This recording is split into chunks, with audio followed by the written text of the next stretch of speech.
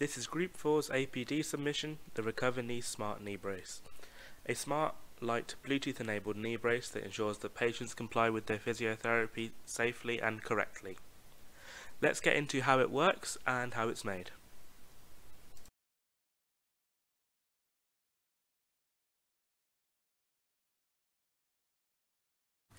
Alright, this is the RecoverKnee Smart Knee Brace that we've created for our APD project. It's a smart Bluetooth-enabled knee brace which tracks movement, speed and acceleration to make sure that physiotherapy exercises are done in a safe way. It weighs 700 grams only, and it pairs with your phone and sends all of the data to it. So let me just show you how it works. There are 4 straps on the back, each securing into a different point on your leg, 2 on the upper, 2 on the lower. And while you can slide your foot in, as I've got it set up, you can also put it over your foot and then feed the straps through.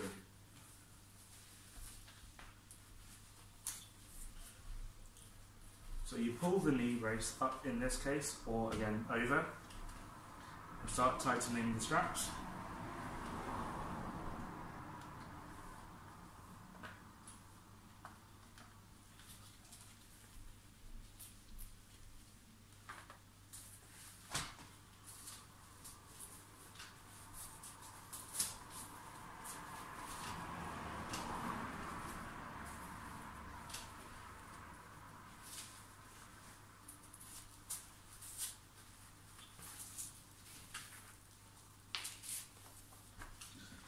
And now you can see I've got the knee brace on.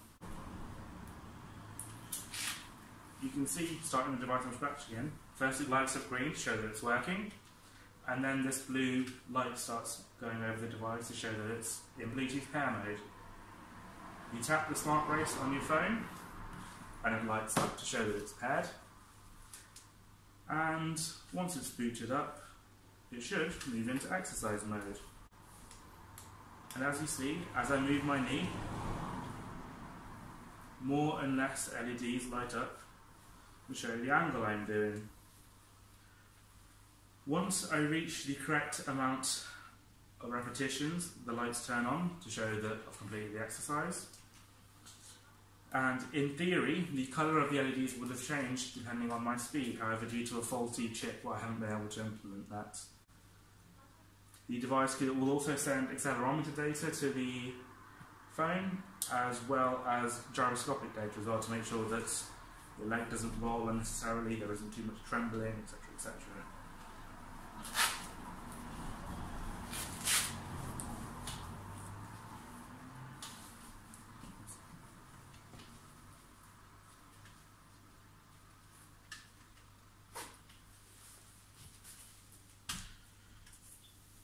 All the electronics are fitted within this half of the strap.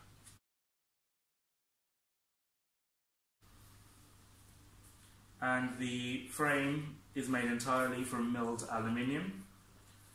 Many of the joints were intended to be welded, but because of circumstances have had to be glued together. And many of the connections which were supposed to be riveted are screwed together, but I have rounded the screws off to keep it safe. What else is there to talk about? Other things that I haven't implemented due to the fact that it's a prototype and the availability of materials to me. It uses a micro USB instead of USB-C to charge. It only has a 6 instead of 12-hour battery life, as I had to downsize the battery. The frame is a little bit stiff due to just manufacturing tolerances and my personal skills in the mill, and it is a little bit bigger than intended. These metal bands have to be thickened because I don't have any way to cut them down. There is a gyroscope mounted at the top. There was also meant to be a second gyroscope and accelerometer unit in the bottom.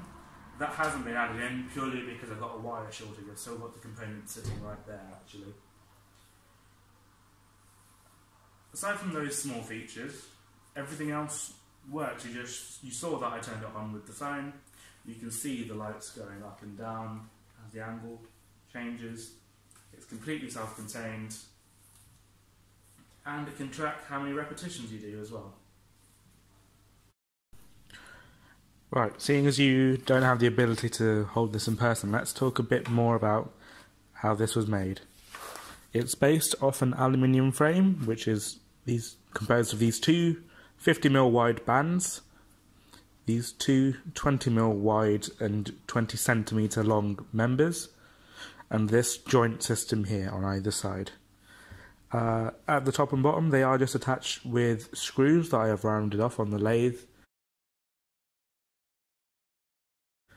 They were originally meant to be rivets, and these parts of the hinge were meant to be either pinned or welded to the members, but given current circumstances I've had to super glue them and or epoxy them together. The insides are padded with EVA or craft foam, purely because that's the only thing available to me, again because of availability. And there are nylon based straps, handmade, that hold the frame to the leg. Integral is a flexible knee brace, a commercial knee brace. Incorporates the elastics and holds everything tight to the leg. This isn't strictly necessary, however we found that if you don't tighten these enough, this can move away from the axis of the knee, so it would sort of like rock itself up if the knee was here, if it wasn't attached firmly enough. So we found that this just added comfort and meant that the user found it easier to use. If we look at the actual hinge itself now, we see that the flat piece comes into this large block which contains the potentiometer here. This intermediate piece allows it to pivot around the potentiometer, and also provides space for another pivot for movement up and down in this direction. This is just to allow for the difference in the fact that the thighs are larger than the shins. The potentiometer is attached to just using this M4 grub screw, and there is also a very thin shim inside the device, which is quite hard to see, but that thin shim keeps everything aligned and clamped onto securely. The other side is the same, only instead of potentiometer I have rounded off an M6 screw and bolted it in.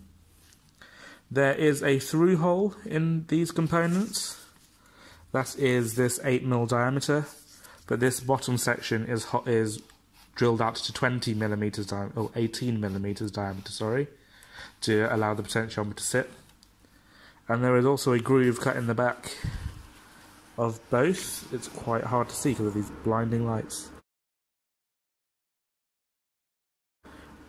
There you go, there is a groove cut for the potentiometer wires.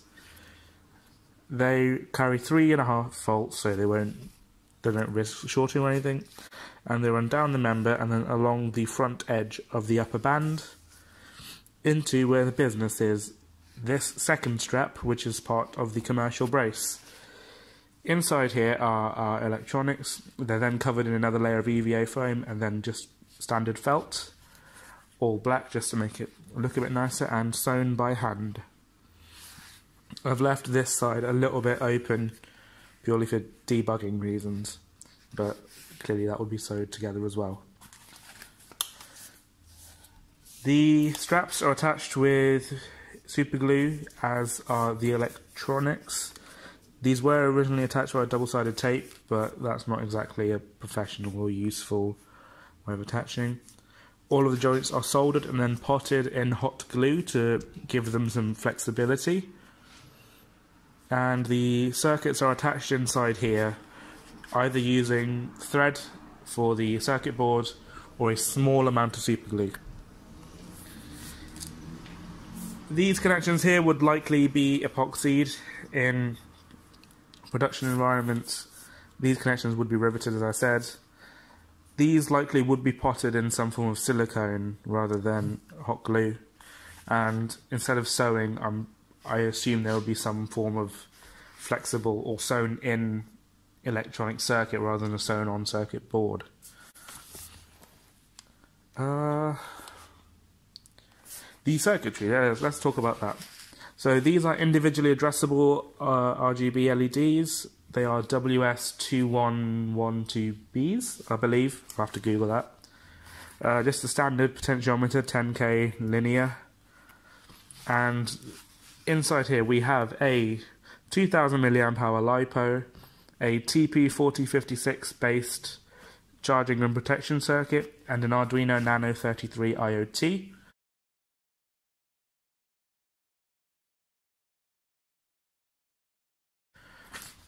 The IoT is a normal Arduino Nano but contains a Wi-Fi, BLE and accelerometer chip that comes integral on the board, meaning it's a perfect fit for applications like this, wearable wireless technology.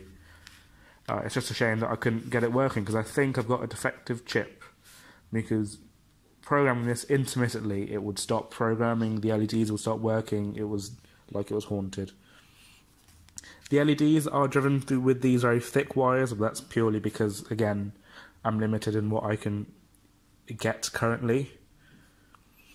And because they're so thick, they do create this issue here.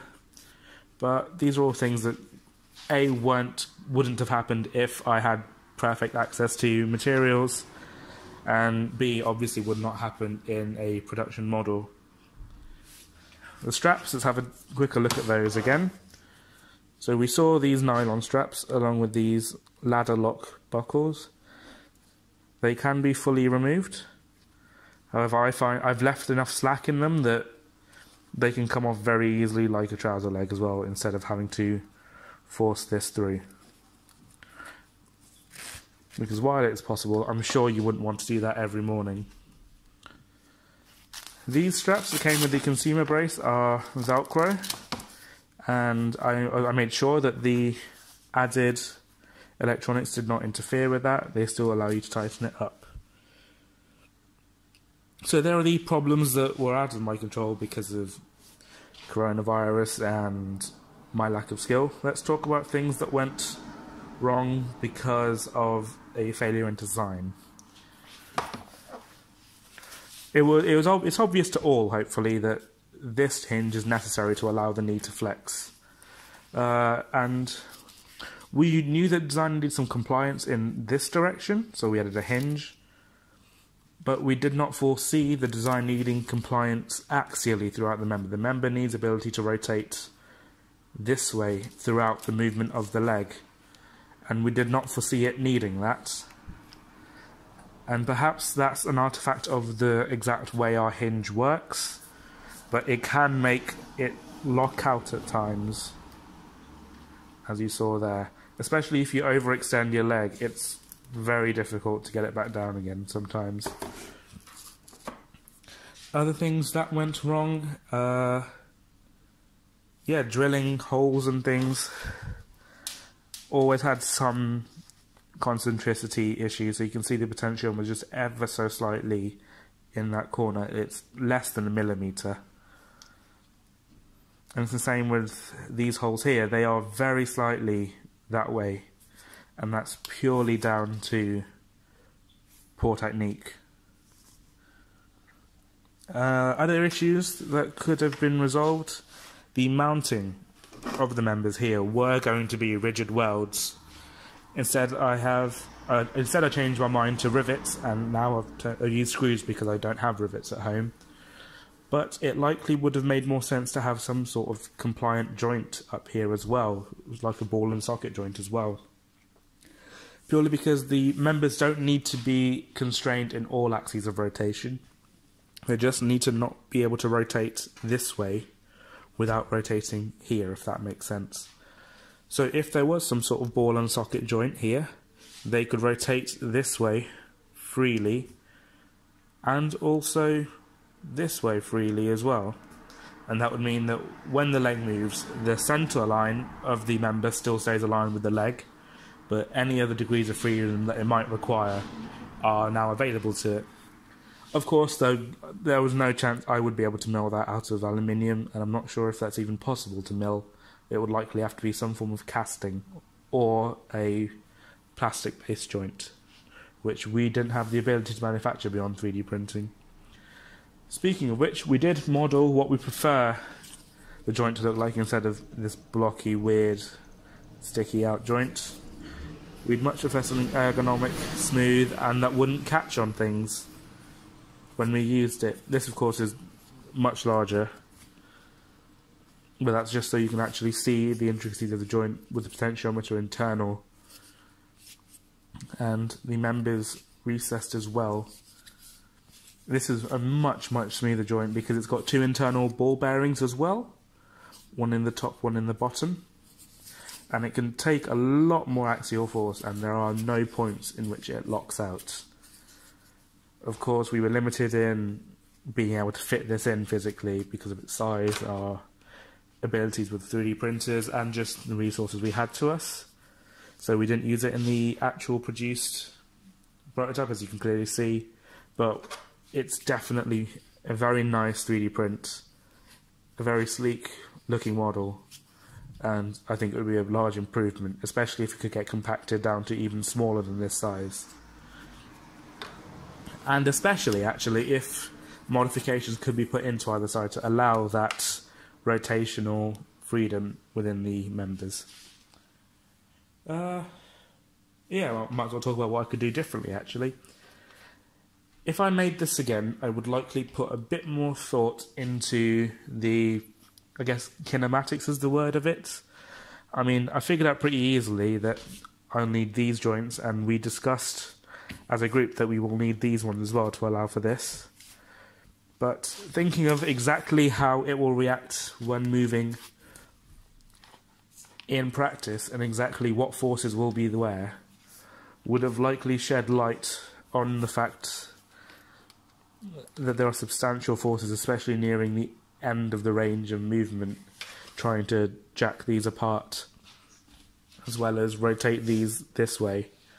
In fact, because I've used superglue instead of stronger tapped or welded joints, or screwed rather, or welded joints, I have had multiple failures here, but equally it's superglue, it's not meant to really do this, so I can't really blame it. Yeah, overall I would say it's successful. It's definitely comfortable, it's definitely light, and it definitely does what it's meant to. If I had a working Arduino Nano IoT, I could have it synced to my phone where I could actually tell it what exercise to do, how many reps, how many sets, between which angle. So if I could not reach full extension, I could limit it from this angle to this angle, for example. The facilities for which are entirely available through the chip, they are sat there waiting to be used.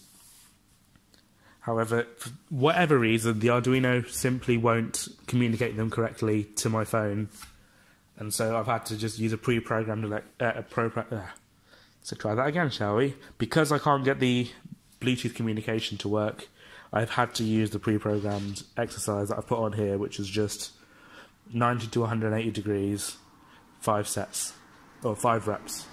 1 set. Which is a shame, because it was very cool when it worked fleetingly for about 20 seconds. Ideally also, we would make this entire brace from scratch. However, first of all, that's a very difficult ask. These are very difficult to produce, not only for the materials, but also the, again, dynamics of how they work, the stresses they apply, and whether they're therapeutic or harmful. Something that we are just frankly not capable of at this point in time. But that does mean that equally this design has to try to adapt to it as well. That's why there's only one rivet as well, just so... Well, that's loosened up actually. There's only one rivet on each side, just to allow that rotational compliance before we tighten it up, just to make sure that it works fine. Other issues. Signal noise. We have a big issue with signal noise. So accelerometers and gyroscopes obviously have noise, and I did try to flash them with a Kalman filter, but I could not get that working again because of a faulty chip.